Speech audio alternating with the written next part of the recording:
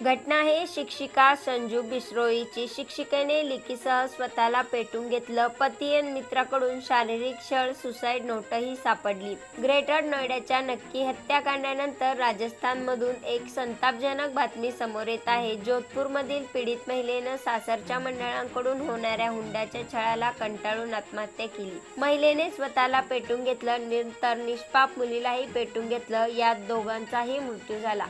पोलिसांना माहिती मिळताच त्यांनी घटनास्थळी धाव घेतली, तसेच पीडित महिलेला आणि मुलीचा मृतदेह शवविच्छेदनासाठी पाठवले। पोलिसांना तपासात एक सुसाईड नोट देखील सापडली। संजू बिश्रोई असं मृत महिलेचं नाव आहे। ती शिक्षिका होती।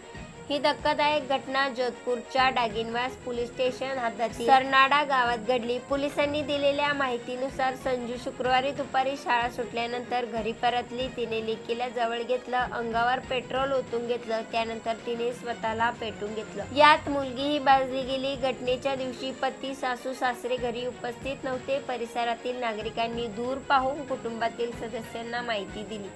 त्यानंतर त्यांनी घरच्या दिशेने धाव घेतली, तसेच संजू आणि चिमुकलीला तातडीने रुग्णालयात दाखल केले। मात्र मुलीला डॉक्टरांनी मृत घोषित केले, तर पीडित महिलेचा उपचारादरम्यान मृत्यू झाला। शवविच्छेदनानंतर पोलिसांनी मृतदेह पीडितेच्या घरच्यांना दिला। पीडितेच्या घरच्यांनी पोलीस ठाण्यात दाखल केलेल्या तक्रारीनुसार पोलिसांनी पती दिलीप बिश्रोई, सासू आणि सासऱ्यांविरुद्ध हुंड्यासाठी छळ आणि आत्महत्येस प्रवृत्त केल्याचा आरोप करत एफआयआर दाखल केला आहे। पोलिसांनी घटनास्थळावरून सुसाईड नोट जप्त केली। मिळालेल्या माहितीनुसार महिलेने तिच्या सुसाईड नोटमध्ये पती, सासू सासरे आणि नंदेवर छळाचा आरोप केला आहे। यासह तिने गणपत सिंग नावाच्या व्यक्तीवरही छळाचा आरोप केला आहे। सूत्रांनी दिलेल्या माहितीनुसार गणपत सिंग आणि महिलेचा पती मिळून तिचा शारीरिक छळ करत होते। या दरम्यान ह्या घटनेनंतर परिसरात खळबळ उडाली आहे। ही घटना ऐकून याविषयी आपल्याला काय वाटते? आपली प्रतिक्रिया नक्की कळवा।